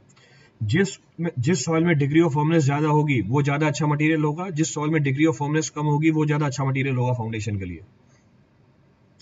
जिस सॉइल में डिग्री ऑफ फर्मनेस ज्यादा होगी वो ज्यादा अच्छा मटेरियल होगा. जिस सॉइल में डिग्री ऑफ फर्मनेस कम होगी वो ज्यादा अच्छा मटेरियल होगा. तो अगर मुझे ये चीज डिसाइड करनी है, ये तो हमने फ्रॉम टेबल निकाला है, this is from table interpolate करके, तो वो सॉइल जिसमें डिग्री ऑफ फर्मनेस ज्यादा निकल के आएगी वो ज्यादा अच्छा मटेरियल होगा एज फाउंडेशन. अब सवाल ये, डिग्री ऑफ फर्मनेस निकालने के लिए मुझे कंसिस्टेंसी इंडेक्स या लिक्विडिटी इंडेक्स निकालना पड़ेगा. उसके लिए मुझे रिक्वायरमेंट होगी किसकी? उसके लिए मुझे रिक्वायरमेंट होगी नेचुरल वाटर कंटेंट की. उसके लिए मुझे रिक्वायरमेंट होगी लिक्विड लिमिट, प्लास्टिक लिमिट की और प्लास्टिसिटी इंडेक्स की. ये चारों पैरामीटर आपने कैलकुलेट कर रखे हैं या सवाल में गिवन है. तो हम क्या कैलकुलेट करेंगे आगे? I will calculate the consistency index of soil A. तो consistency index of soil A is difference of liquid limit, natural water content upon plasticity index. So upon plasticity index degree of firmness कम होनी चाहिए.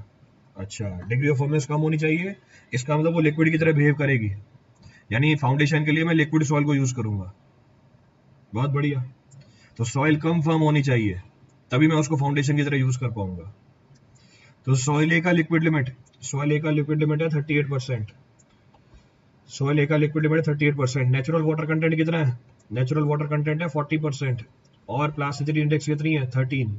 Value कितनी निकल के आ रही है? So consistency index of soil A coming out to be how much? Consistency index soil A की कितनी निकल के आ रही है? What the consistency index of soil A coming out? तो जो हमारी सॉइल ए है इसकी कंसिस्टेंसी इंडेक्स कितनी है?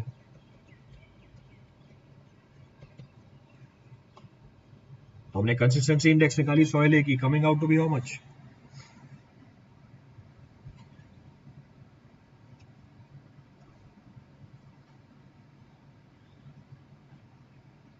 आ रहा है किसी का result? So it comes out to be -0.15, तो लेस देन 0। तो -0.15 it is coming out to be less than 0, negative है। यहां पर कितनी आ रही है कंसिस्टेंसी इंडेक्स? यहां पर कितनी निकल के आ रही है consistency index for soil B? What the consistency index? Soil B के लिए कंसिस्टेंसी इंडेक्स कितना है? 0.33। तो यहाँ पे सॉइल कौन सी स्टेज ऑफ कंसिस्टेंसी में? Here soil is in liquid stage of consistency. यहाँ पर सॉइल है लिक्विड स्टेज ऑफ कंसिस्टेंसी में। यहाँ पर सॉइल कौन सी स्टेज ऑफ कंसिस्टेंसी में? यहाँ पर सॉइल है प्लास्टिक स्टेज ऑफ कंसिस्टेंसी के अंदर। Soil is in plastic stage of consistency. और कंसिस्टेंसी क्या है सॉइल की? कंसिस्टेंसी है सॉइल की सॉफ्ट। तो दोनों में से कौन सा ज्यादा अच्छा मटेरियल है फाउंडेशन के लिए? From either of the case which is a better foundation material. तो सॉइल बी ज्यादा फाउंडेशन मटेरियल है देन सॉइल ए। तो हम बोलेंगे soil B is better foundation material, better foundation material than A, better foundation material than A. तो soil B में degree of firmness ज्यादा है सॉइल ए से, तो बी ज्यादा अच्छा मटेरियल है as a foundation then soil A. Clear है चीज? रिपीट करना है इस पे कुछ भी?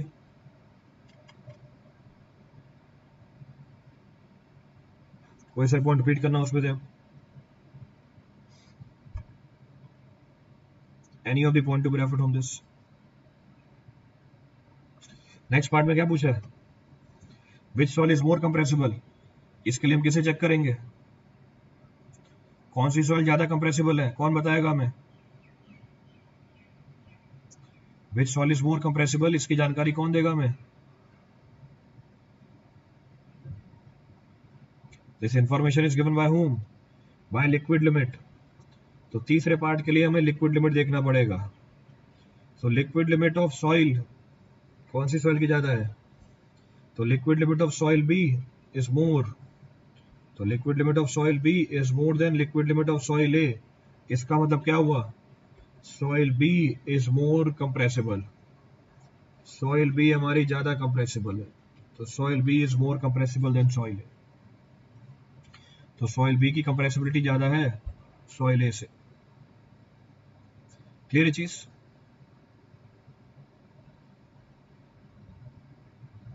चलो नेक्स्ट पार्ट बताओ। नेक्स्ट पार्ट बोल रहा है which soil shows higher rate of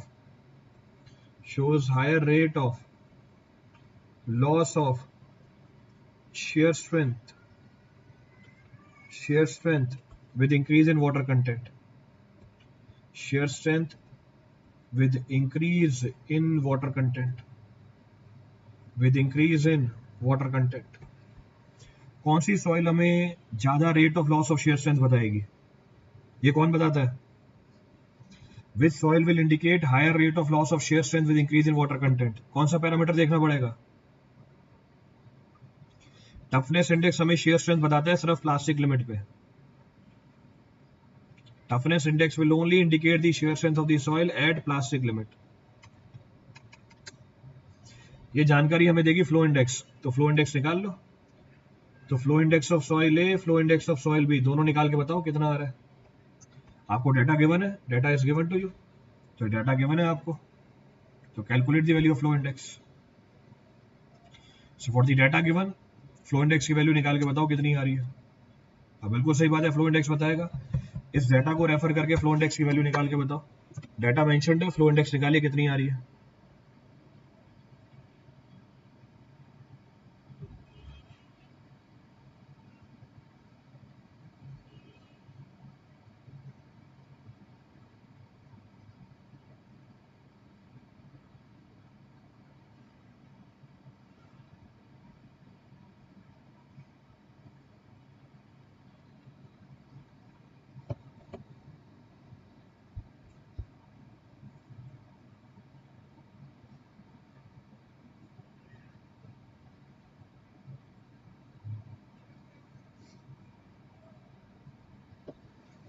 कितनी वैल्यू आ रही है,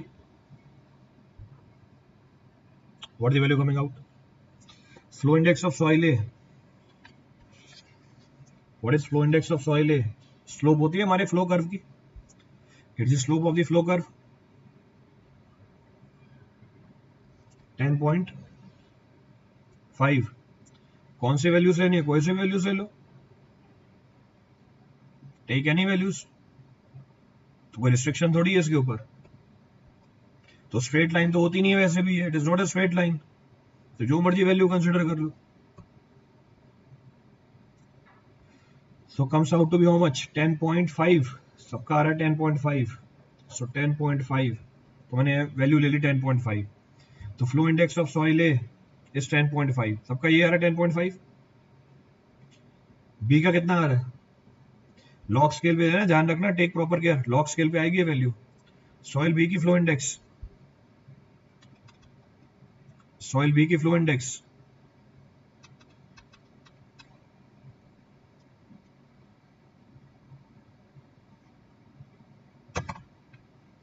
what about the flow index of soil B, 10.05 है, सो 10.05। बी की कितनी आ रही है, 8.3, सो 8.3, चलिए 8.3।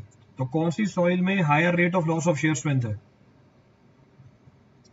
तो since flow index of soil A is more than flow index of soil B, क्योंकि सॉइल ए का फ्लो इंडेक्स सॉइल बी के फ्लो इंडेक्स से ज्यादा है, इसका मतलब soil A shows higher rate of, तो soil A shows higher rate of loss of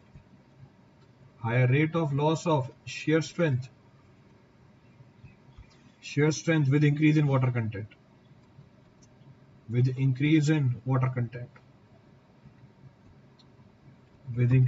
content। तो सॉइल ए अपनी शेयर स्ट्रेंथ को ज्यादा लूज कर लेगी वाटर कंटेंट के बढ़ने के साथ।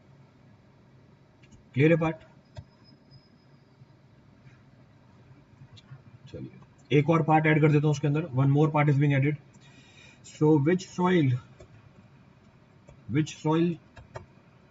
which soil has higher shear strength, which soil has higher shear strength at plastic limit,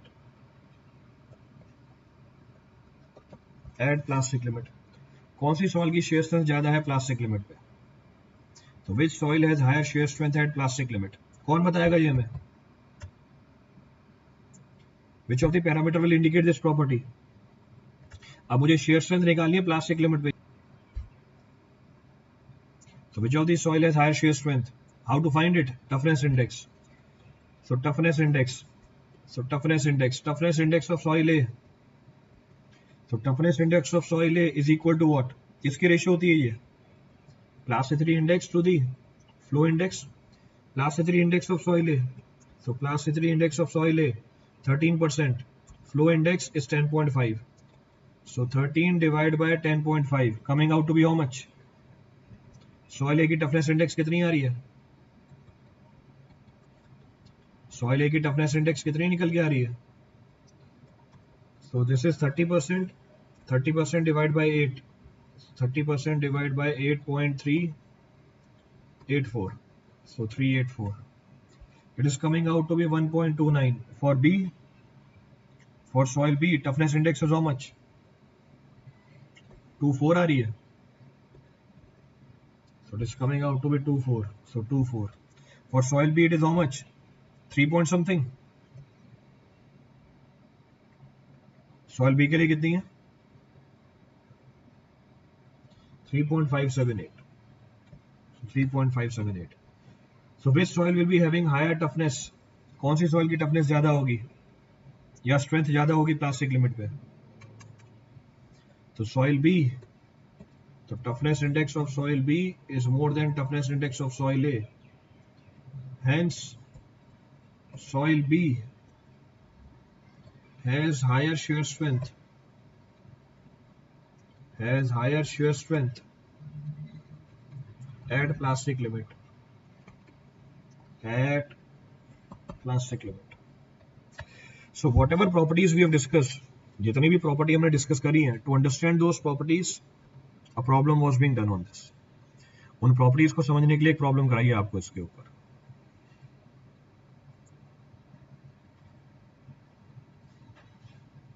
clear है पूरी कहानी? कोई सा भी स्टेप रिपीट करना उसमें से? Any of these steps to be referred from this now?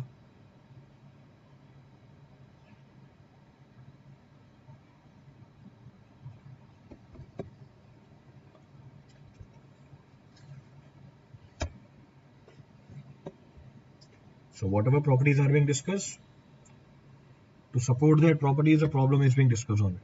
एक प्रॉब्लम करा दिया उसके ऊपर आपको. चलिए आगे बढ़ते हैं. So will continue forward. अभी तो प्रॉपर्टीज की बात कर रहे थे, अब इन प्रॉपर्टीज की एप्लीकेशन की बात कर रहे हैं. So till now we were talking about properties, now will talk about the application of these properties. अब इन प्रॉपर्टीज की एप्लीकेशन की बात करते हैं. Refer one more problem on this. एक और प्रॉब्लम रेफर करो उसके ऊपर. सो नेक्स्ट प्रॉब्लम सेज, अगला प्रॉब्लम बोल रहा है, next problem says the liquid limit and plastic limit are 50% and 25%. Liquid limit and plastic limit are 50% and 25% for a given sample of soil.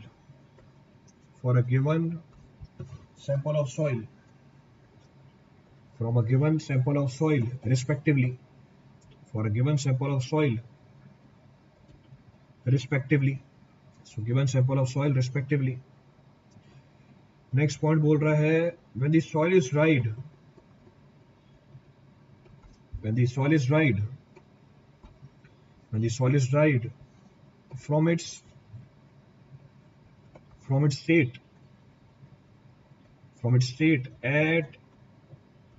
state at liquid limit, when the soil is dried from its state at liquid limit, the decrease in volume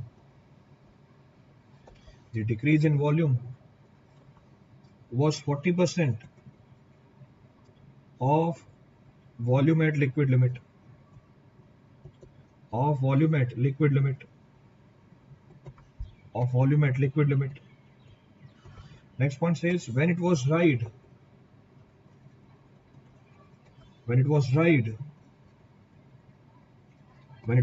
from its state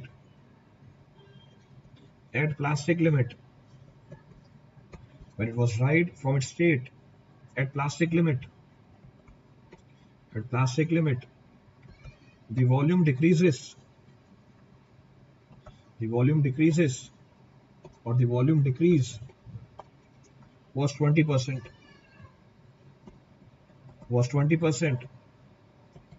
of its volume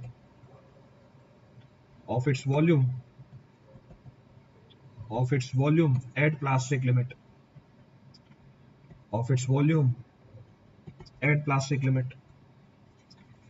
Determine the shrinkage limit of the soil.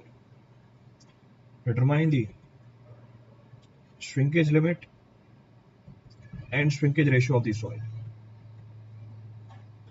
Determine the shrinkage limit and shrinkage ratio of the soil. ये दोनों चीजें calculate करनी है आपको, shrinkage limit भी निकालना है, shrinkage ratio भी निकालना है। कैलकुलेट, देखो क्या पूछा है, तो read the problem, calculate what is required to be calculated. देखो क्या पूछा है इसके अंदर,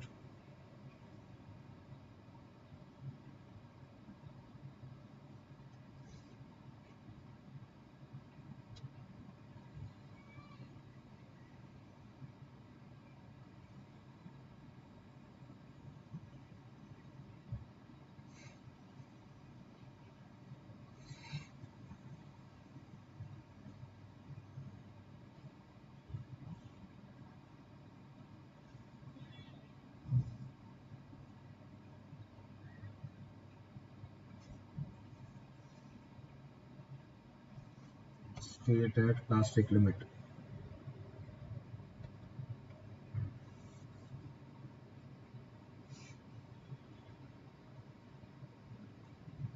ठीक है,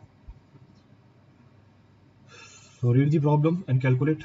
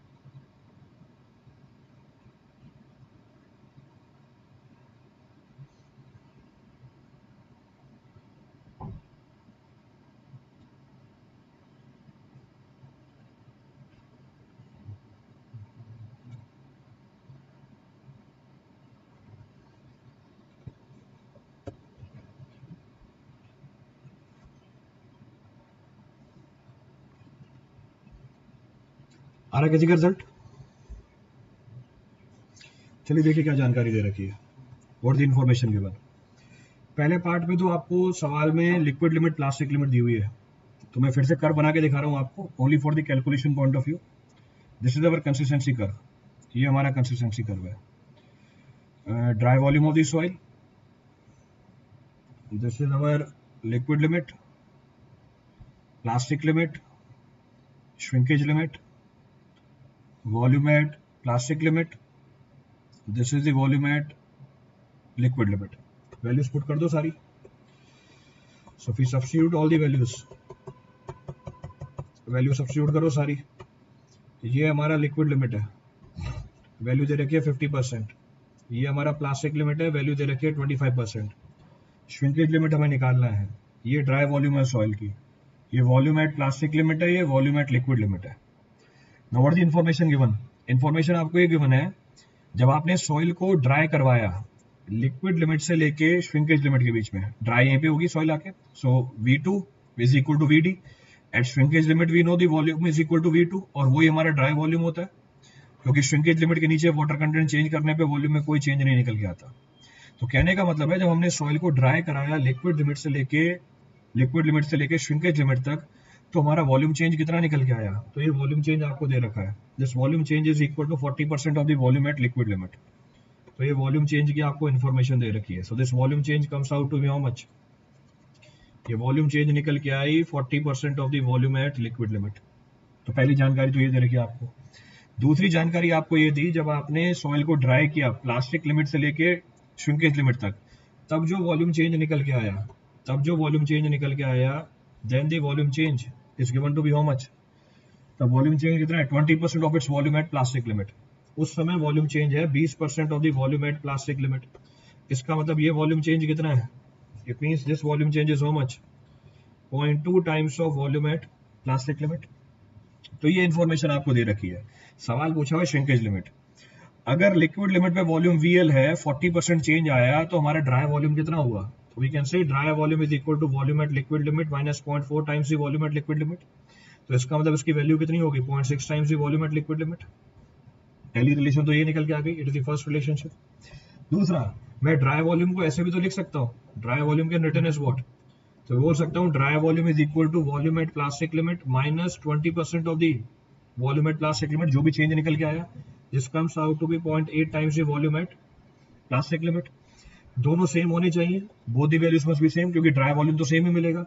तो हम बोल सकते हैं 0.6 times of volume at liquid limit is equal to 0.8 times the volume at plastic limit. इसका मतलब क्या चीज कैलकुलेट हो गई, from here what can be calculated, यहाँ पे हम निकाल सकते हैं volume at plastic limit. Volume at plastic limit will be equal to 0.6 divide by 0.8 into volume at liquid limit. कितनी वैल्यू आ रही है ये, this value is coming out to be how much, volume at plastic limit is how much times of volume at liquid limit.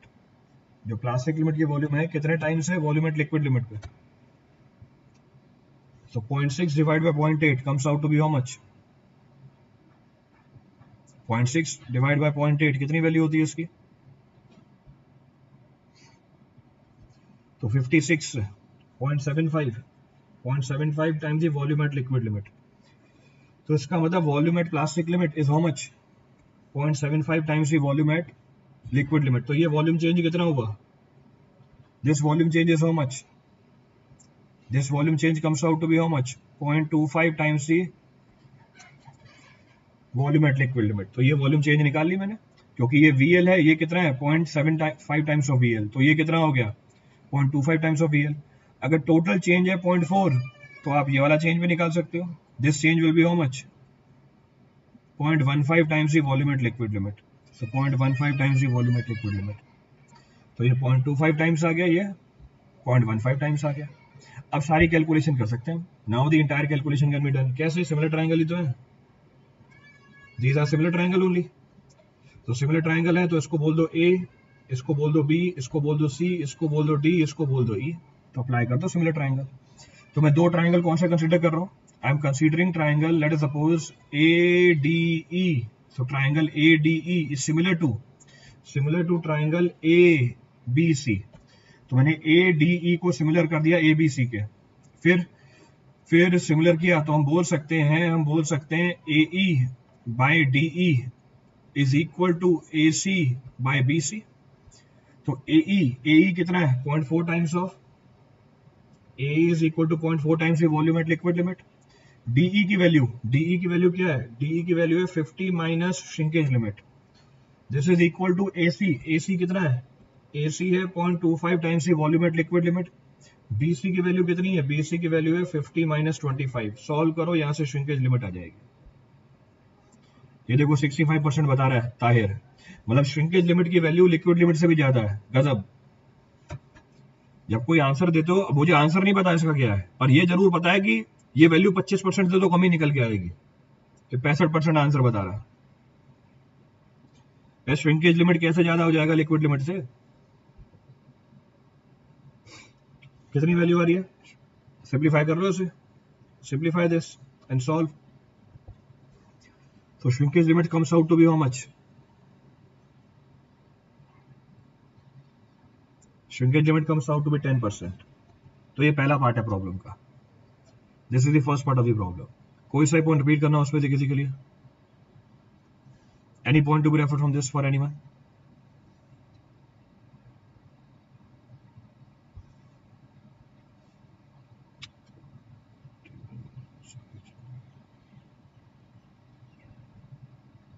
Clear है पूरी story.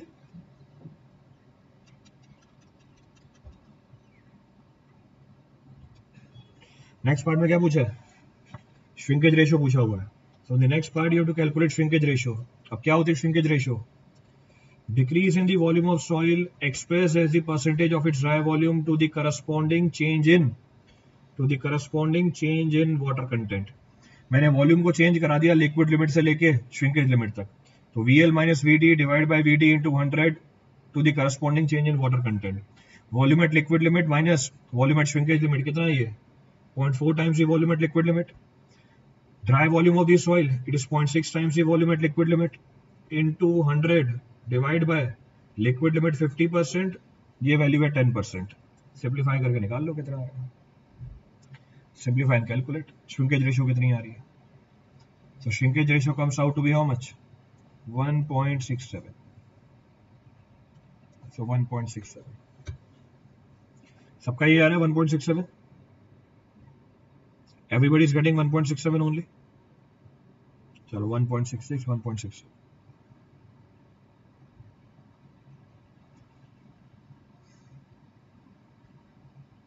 अब कोई सा पॉइंट रिपीट करना है इस पूरे सवाल में से?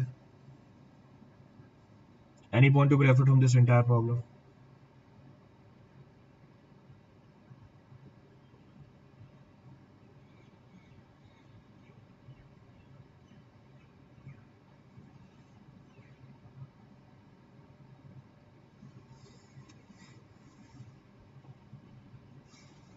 कौन सा पॉइंट रिपीट करना है इसमें?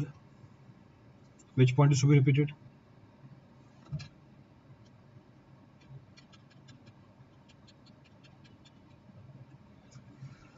कौन सा पॉइंट रिपीट करना है?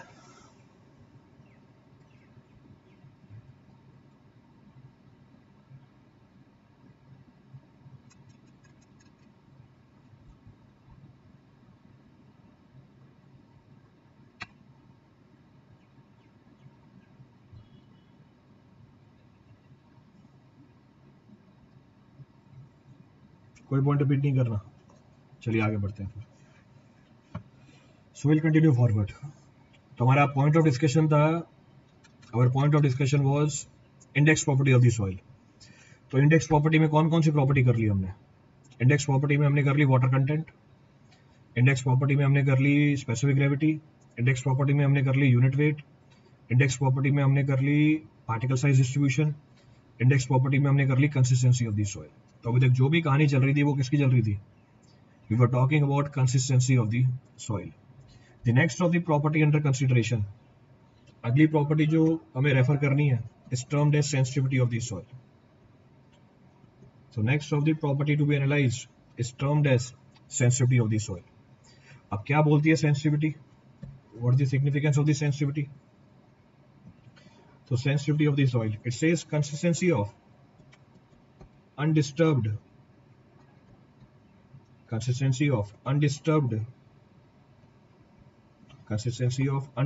sample of soil may get changed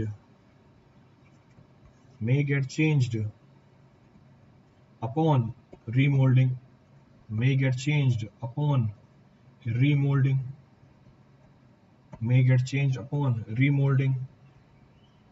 even at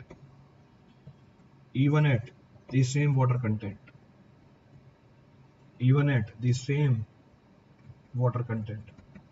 चलिए देखिए क्या लिखा हुआ है यहाँ पे. रेफर द एंटायर स्टोरी जो मेंशन किया हुआ है.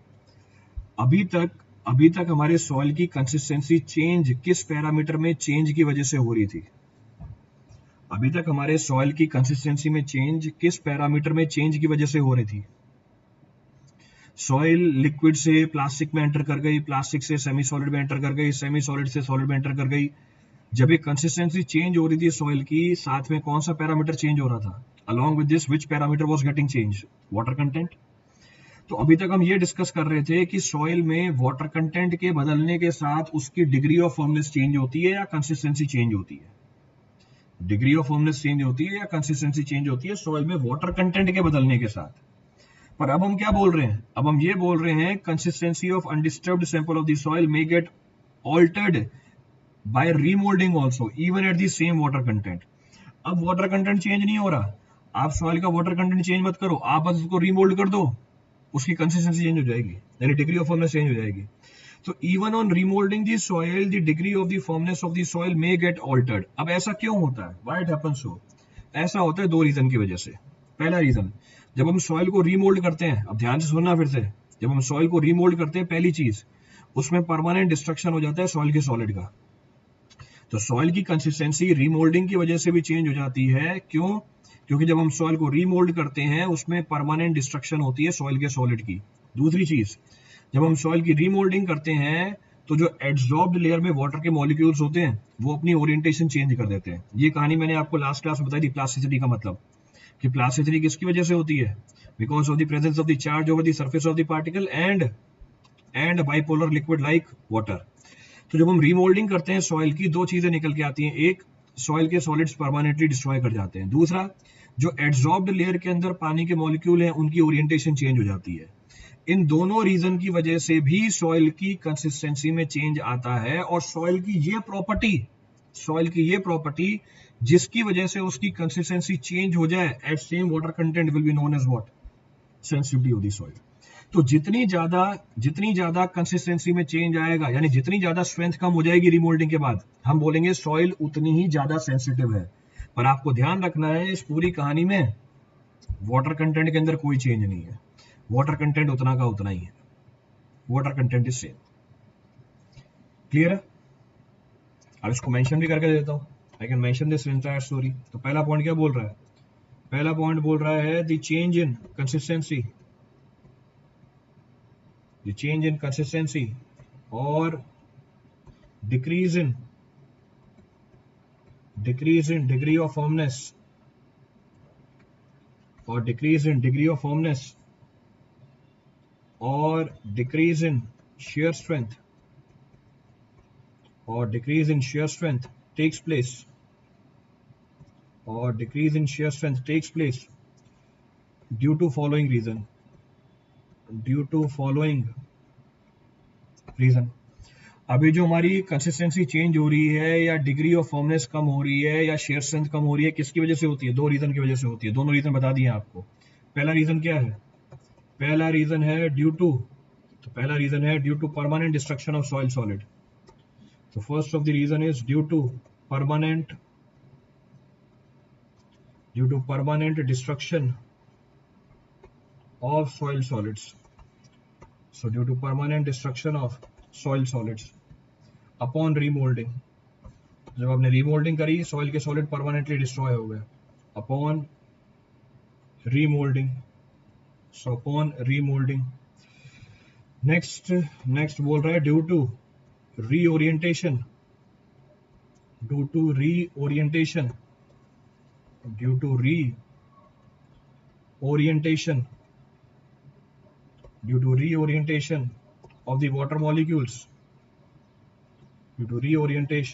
of the water molecules, in the adsorbed layer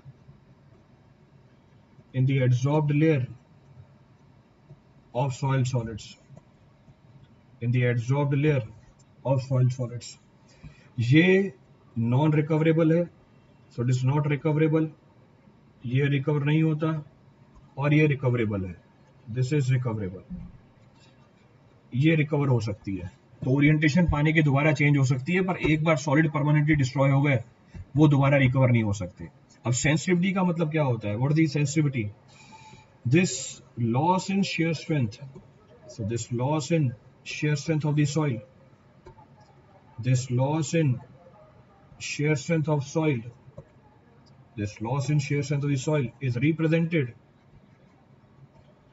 represented in terms of its sensitivity,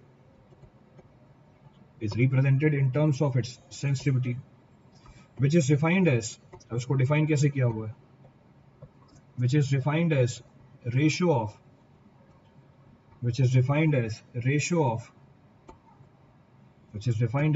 of unconfined compressive strength of soil in undisturbed state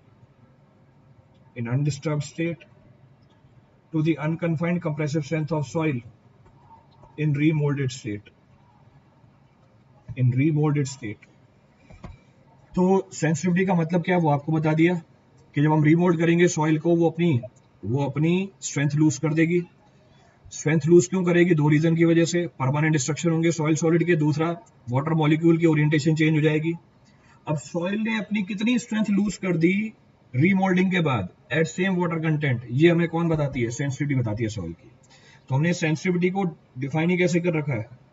तो sensitivity denoted by symbol ST, it is defined as the ratio of unconfined compressive strength of the soil in undisturbed state, to the unconfined compressive strength of the soil in remolded state। तो इन remolded state, तो remolded state में soil की strength कम होगी या ज्यादा होगी? remolded state में soil की स्ट्रेंथ कम होगी या ज्यादा होगी? After remolding the strength of the soil will decrease और इंक्रीज। रीमोल्डिंग के बाद स्ट्रेंथ क्या हो जाएगी सॉइल की? कम हो जाएगी। So after remoulding the strength will be decrease. Clear है चीज? रिपीट करना है इसमें कुछ भी?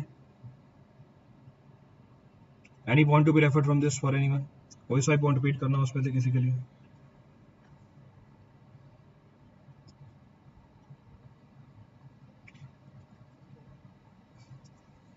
तो कौन सी सॉइल की कितनी सेंसिटिविटी होती है उसको हम सेपरेटली रेफर कर सकते हैं। That can be referred separately.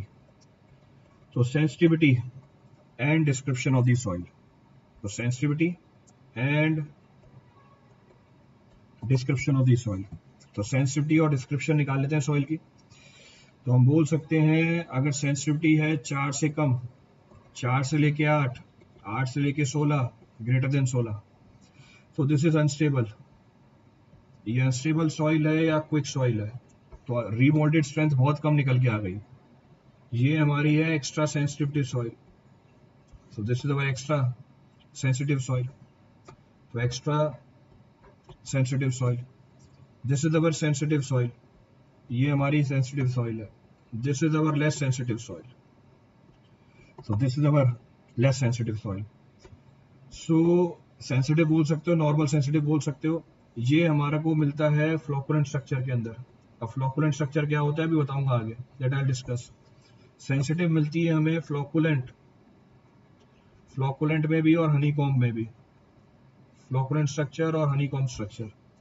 Less sensitive मिलती है हमें हनीकॉम्ब स्ट्रक्चर के अंदर। So less sensitive is observed कि the structure of the soil is honeycombed. तो हनीकॉम्ब स्ट्रक्चर, तो ये जानकारी भी आपको दे दी है। This information is also given to you. तो जैसे जैसे सेंसिटिविटी की वैल्यू बढ़ती जाएगी, तो जैसे जैसे सेंसिटिविटी की वैल्यू बढ़ती चली जाएगी, वैसे वैसे सॉइल की जो रीमोल्डेड स्ट्रेंथ है कम होती चली जाएगी।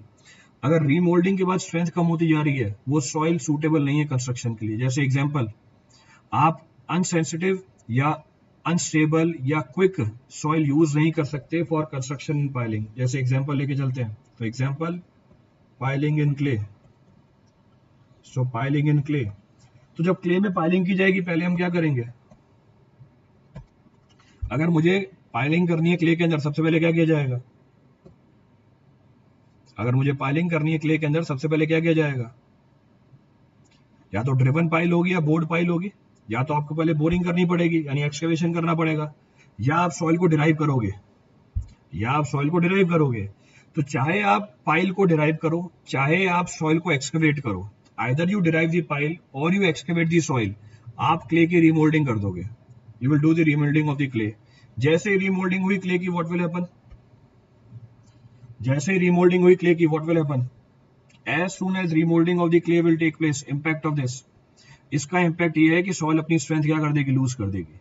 तो जब भी आपको पाइलिंग करनी है क्ले के अंदर, चाहे वो ड्रिवन पाइल हो चाहे वो बोर्ड पाइल हो, आप पाइल की ड्रिवन या बोरिंग के टाइम पे क्ले की रीमोल्डिंग करोगे। जैसे ही रीमोल्डिंग करोगे उसकी स्ट्रेंथ क्या हो जाएगी? कम हो जाएगी। तो आपको ध्यान रखना है कि क्ले कैसी नहीं हो, अनस्टेबल या क्विक नहीं हो। क्योंकि अगर क्ले अनस्टेबल या क्विक हुई, आपने कैलकुलेशन तो कर रखी है ज्यादा स्ट्रेंथ के लिए, पर जैसे ही आपने अपना कंस्ट्रक्शन किया उसकी स्ट्रेंथ क्या हो जाएगी? कम हो जाएगी। The strength will decrease. तो जब कंस्ट्रक्शन की जाती है सेंसिटिव सॉइल के अंदर, तो ध्यान रखा जाता है कि वो कितनी स्ट्रेंथ को लूज कर देते हैं अपॉन रीमोल्डिंग। क्लियर है चीज? कोई सा पॉइंट रिपीट करना उसमें से? Any of the point to be referred from this now?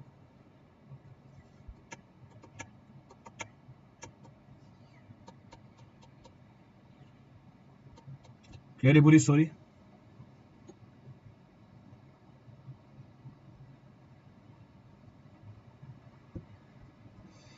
तो ये भी हमारी इंडेक्स प्रॉपर्टी है सॉइल की। This is also one of the index property of this soil.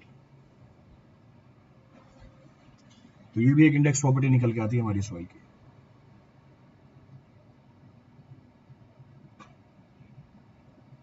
चलिए, सो बाकी हम कल करते हैं। स्ट्रेंथ का मतलब ओनली शेयर स्ट्रेंथ है। हाँ, सॉइल का मतलब, सॉइल में स्ट्रेंथ का मतलब शेयर स्ट्रेंथ है। जब हम सॉइल के अंदर बात करेंगे वो शेयर स्ट्रेंथ की बात करेंगे। Will talk about the shear strength of the soil.